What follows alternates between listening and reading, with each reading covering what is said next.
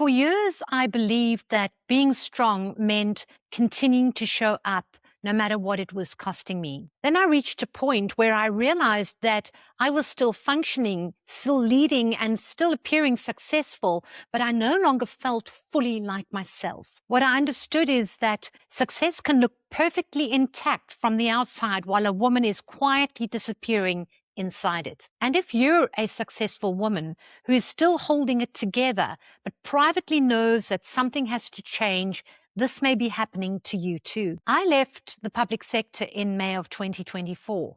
But the truth is, the journey that led me there had started years earlier. For more than 13 years, I'd built a career in public leadership. I served as an activist, a staff member, a local government councillor, a member of a provincial parliament, a minister of a provincial government, and a deputy speaker of parliament. I cared deeply about the work I did. I loved the responsibility. I loved being able to make a difference and feel like I was making a difference. I loved the movement, the people, the ideas, the adrenaline, the sense that what I was doing mattered, even if it mattered maybe only to me. This was never a career I simply tolerated. I gave myself to it, and I became good at carrying responsibility. Long days became normal. A full diary became normal. Constant availability became normal. Being the person who could handle things became normal and became part of who I was on a daily basis. And for a long time, I believed that this was simply what leadership expected of you. You showed up. You pushed through. You did what was needed and had to be done. You didn't make everything about how tired you were or how you were feeling. You didn't slow because the day was demanding. You found another gear, and I could always find another gear until eventually I couldn't. I just couldn't. You know, it didn't happen overnight. There was no single morning that I suddenly woke up and declared that I had lost myself. No, it didn't work like that. It happened slowly, very slowly, without me noticing. And by 2023, I knew something in me had changed dramatically. I'd lost some of the spark I had. I wasn't laughing as much. I started to spend more of my weekends in complete solitude. I stopped exercising the way I used to.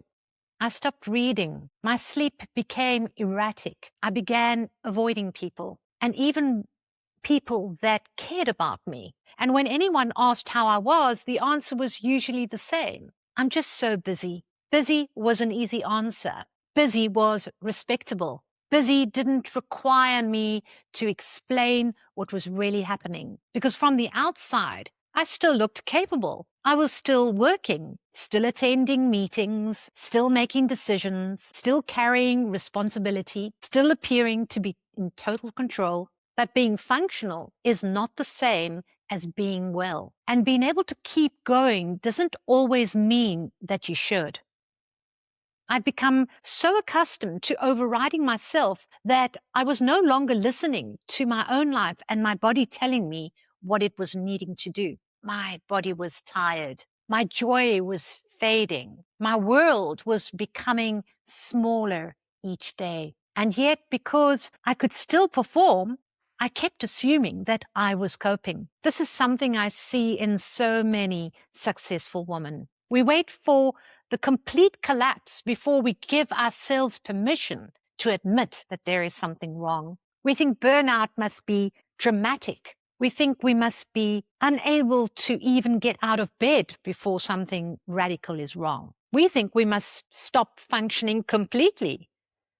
But sometimes burnout looks like a woman who still arrives on time. She still answers her emails. She still leads the meeting. She still remembers everyone's birthdays. She still takes care of the family. She still appears reliable, competent, and composed. But there is less and less of her left inside the life that she is maintaining. This is the part I could no longer ignore. I'd built a successful life, but I could no longer pretend that this version of success I was having was costing me something. It was costing me my energy. It was costing me my joy. It was costing me my ability to be present. And perhaps most importantly, it was costing me my connection with myself. And so in May of 2024, I left politics and the public sector. I didn't leave because the work had meant nothing. I didn't leave because I suddenly decided that politics was bad. I left because I could no longer continue succeeding in the same way I'd been doing. I reached a point where my soul couldn't do it anymore. Leaving was not an act of rejection. It was an act of recognition. I was recognizing that something had to change. And I was recognizing that if I continued to override myself, there might eventually be very little of me left to return to. But leaving didn't instantly solve everything, because you don't spend years of conditioning yourself to remain permanently on duty and then switch it off because your job title changes. The old voice continued. You should be doing more. You should be working harder. You should be further ahead by now. Rest is unproductive. You can stop after this final task. You can take care of yourself when everything else is finished. But everything else is never finished. This is the trap.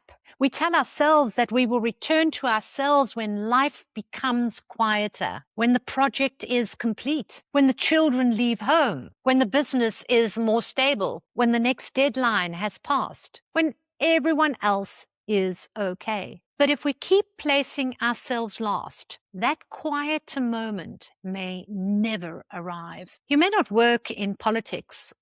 I've worked in the public sector, but you may be running a business, leading a team, building a professional practice, managing a household, caring for children or aging parents, holding the emotional weight of a family. You may be the person everyone calls when something goes wrong. And perhaps you're proud of being such a woman. I was too. The problem is not that you're strong. The problem begins when you no longer know, when you're allowed not to be. Perhaps you recognize some of this. You still look successful. You're still producing. You're still doing what is expected of you, but you've stopped enjoying things you loved. You're more irritable than you used to be. Have you noticed? You struggle to switch off. Have you noticed that? You lie awake replaying conversations. Do you recall that? You even feel guilty when you rest. I can so identify. You keep saying yes when every part of you wants to say no. And somewhere underneath all that competence, you are quietly wondering, where did I go? What happened to me? This is where I offer you one practical shift. Stop asking only, how can I keep coping? Begin rather by asking, what is this version of success costing me? Not success itself. That's not what I'm referring to. This version of success you're experiencing. This version that requires you to be permanently online, permanently available, permanently on duty. This version that requires you to ignore your own body. This version that makes rest feel like failure. The version that depends on you abandoning yourself in order to keep on running. Take a quiet moment and ask yourself 3 questions. What have I stopped doing that once made me feel alive? What signal from my body or my life am I completely overriding? And where am I still functioning when I'm no longer even fully present? You don't have to solve everything today. The first step is seeing clearly, because you cannot change what you are still pretending is fine in your life. My journey back didn't happen through one dramatic decision. Leaving politics created space, but coming back to myself became a practice of listening again, a practice of noticing what I needed, a practice of creating boundaries, a practice of rebuilding trust in my own signals and my own feelings. And over time, I realized that I was not the only accomplished woman living this kind of story. There are women everywhere all over the world who've done everything they were supposed to do. They built careers, businesses, families, reputations, lives that look successful from the outside, but inside they are tired of being